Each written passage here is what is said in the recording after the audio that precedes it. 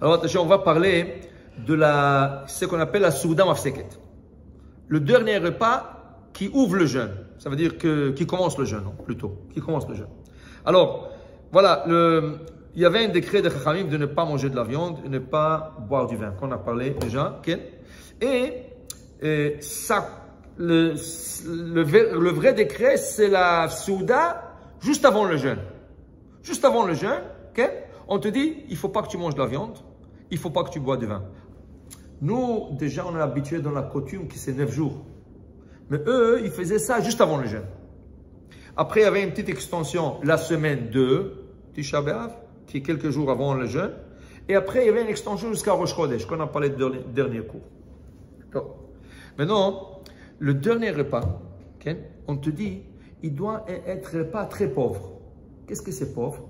Vraiment, si tu te restreins du pain et de l'eau, c'est tout. Du pain et un verre d'eau. Il y en a qui trempaient le pain dans de FR, dans la cendre. Il y en a qui trempaient un peu de la cendre, ils mettaient. Il y en a qui prenaient un peu de la cendre, ils mettaient sur la tête. Okay? Comme ils disent dans le Kinnot, dans la lamentation de Tisha B'Av, on te dit, okay? Il y en a qui faisaient ça. Maintenant, c'est un peu difficile de commencer un jeûne qui commence la veille. C'est comme Kippour. C'est comme Kippour. C'est pas comme les autres jeûnes, Yuzaïm, Betamouz, Tisha B'Av, Sarah Betevet, qui commencent le matin. Là, tu peux manger tout le soir, et même tu peux aller dormir et te réveiller avant le jeûne une demi-heure et manger. Là, tu commences la veille. Il faut être fort. Et en plus de ça, c'est une période de chaleur. Il faut boire beaucoup pour pouvoir supporter le jeûne. Alors, dans ce cas, vers 1h, 2h, 3h de l'après-midi, il faut manger un repas plein. Tout un repas. Pas de viande, okay? Mais tu manges un bon repas. Un repas que tu peux être dans ton estomac est plein, comme ça tu peux résister le jeûne. Okay? Après, 1 heure avant le jeûne, que le jeûne commence, et avant que tu parles à la synagogue pour faire le milcha, pour faire la lamentation, pour faire la revue de lamentation, tout ça, là tu manges la souda mafseket. Alors, bon, même le pain avec la cendre et tout ça, alors ils ont ajouté, ils ont dit, tu sais, tu peux manger une chose cuite. Une chose, pas plus que ça. Qu'est-ce que c'est une chose cuite? Alors la coutume est devenue de manger un plat de lentilles. Parce que les lentilles symbolisent le deuil.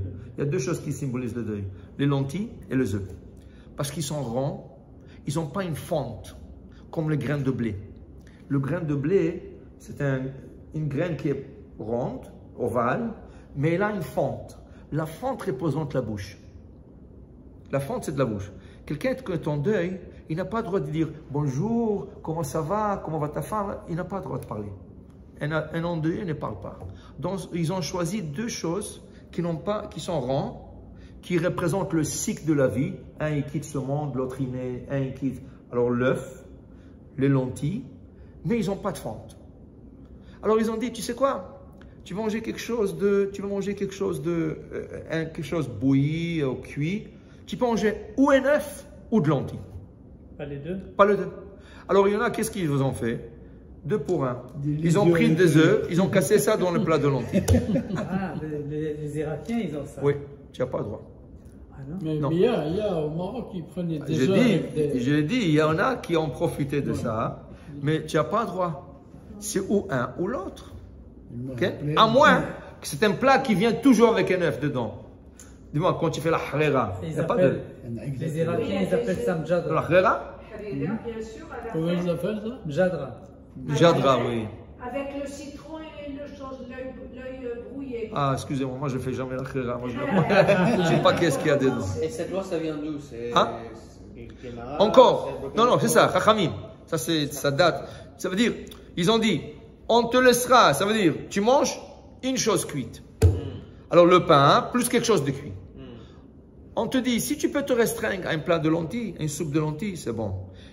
Tu n'aimes pas les lentilles. Il y en a qui n'aiment pas les lentilles. Les lentilles, c'est du fer, c'est de la vitamine, c'est très bon, ça donne beaucoup de force. Mais si tu ne veux pas, mange un œuf, du pain avec un œuf, okay? Mais pas les deux. Okay? À moins que c'est un plat qui se fait comme ça. Mais les gens ne mangent pas la khrera. Ils ouvrent le jeûne avec la khrera, mais ils ne mangent pas leur khrera. Okay? Alors, ceux qui ont commencé à casser les œufs dans le plat de lentilles, Ça fait profiter de la situation. Ils ont Ok. modifié Exact. la loi. Mais non, tout ce qui n'est pas cuit, tu as droit. Tu veux prendre une salade fraîche. Avec le pain, tu veux prendre une salade fraîche. Tu as droit.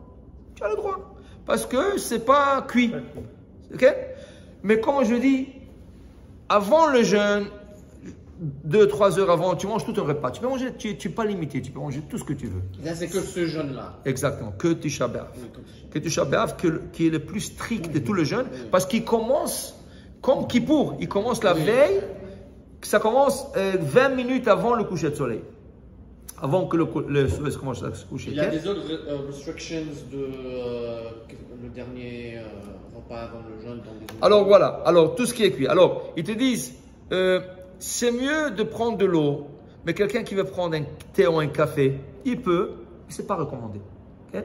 Le thé, c'est très bon, ça désoiffe.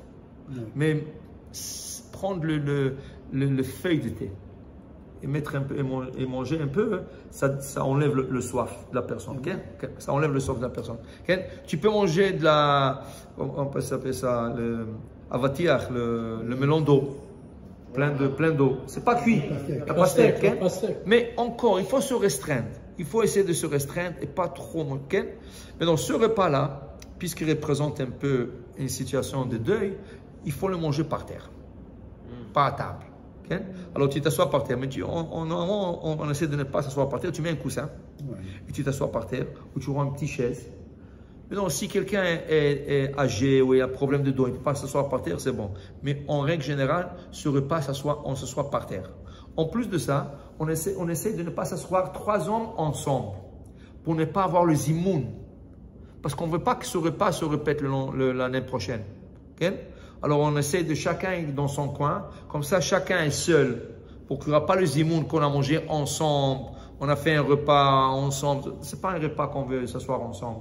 C'est un repas qu'on veut qu'il soit individuel et une fois, et c'est tout, que l'année d'après, il n'y aura pas ce repas.